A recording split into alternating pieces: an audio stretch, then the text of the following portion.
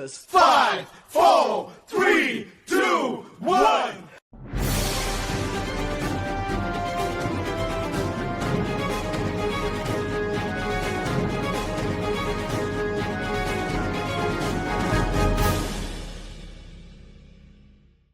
சின்ன சேனலுக்கு எதா இருந்தாலும் அது கொஞ்சம் ஆதரவு கொடுங்க.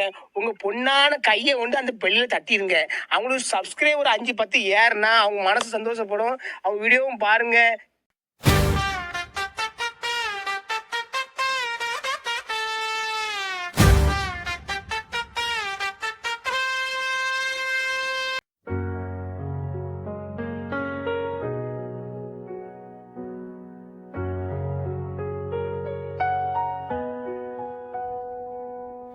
ஓட்டு போடும் முன்னே தமிழ்நாட்டை பத்தி கொஞ்சம் யோசிக்கணும் அண்ணே.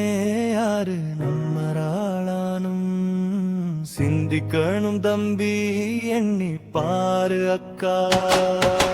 ஓட்டு போடும் முன்னே தமிழ்நாட்டை பத்தி கொஞ்சம் யோசிக்கணும் அண்ணே. யாரு நம்மளானும் சிந்திக்கணும் தம்பி, ஜாதி வேணும் முன்னு மனிதரும கூட்டத்தோட வெளிப்படையா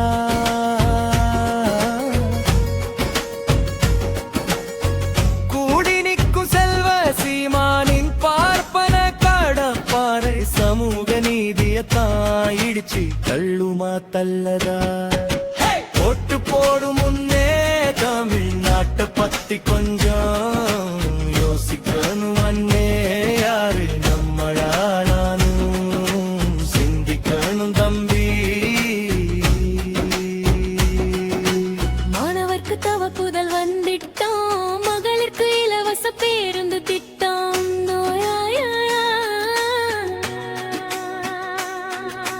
நோயாளி எல்லோருக்கும் வீடு தேடி மருத்துவா, முதியோர் எல்லோருக்கும் வீடு தேடி ரேசன் பொருள். மாநில அரசின் உரிமை பறிக்க ஆட்டம் போடும் டெல்லிக்கு அவுடா கண்ட்ரோலில் தமிழ்நாட்டை வைக்கின்ற தில்லானாட்சி திமுக ஆட்சியை தீய சக்தி என்று சொல்லும் பாஜக கொத்தடிமை விஜய் ஆட்சி ஏற்பட்ட அவரோட மனைவி சங்கீத நிலைமை தமக்கும் இனிகே ஏற்படுமா இல்லையா? ஒட்டு போடும் முன்னே தமிழ்நாட்டை பத்தி கொஞ்சம் யோசிக்கணும் அண்ணே. யாரு நம்மளானும் சிந்திக்கணும் தம்பி, எண்ணி பாரு அக்கா.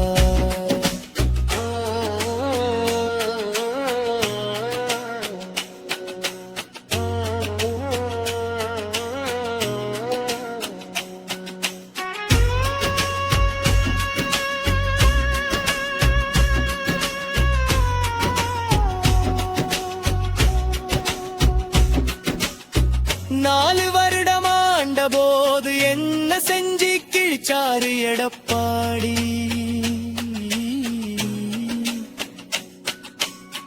ஜெயலலிதாவே எதிர்த்து நின்ன உதய் மின் திட்டத்துல ஓடோடி போய் நின்னு கையெடுத்து போட்டாரு எடப்பாடி. விவசாய விரோத வேளாண் சட்டமுனு வந்த பை வருமா, வாய்மூடி சட்டத்தை வரவேற்று நின்னாரு. 700 நாள் போராடி 700 விவசாயி உயிர் பலி கொடுத்து பஞ்சாப் விவசாயி. மோடிய பணிய வச்சப்ப எடப்பாடி மொழி பிதுங்கி நின்னாரு. ஆட்சி செஞ்ச 4 வருட ஆதிக்க டெல்லிக்கு அடங்கி இல்ல கிடந்தாரு. அம்மா ஜெயலலிதா ஒருபோதும் பாஜகவோடு இனி கூட்டணியா திமுக வக்காதுன்னு சொன்னாங்க. அதை மீறி கட்சியை எடப்பாடி மோடி கிட்டடகுல வச்சாரு. அதனால்தான் சொல்லுறோம், ஓட்டு போடும் முன்னே தமிழ்நாட்டை பத்தி கொஞ்சம் யோசிக்கணும்.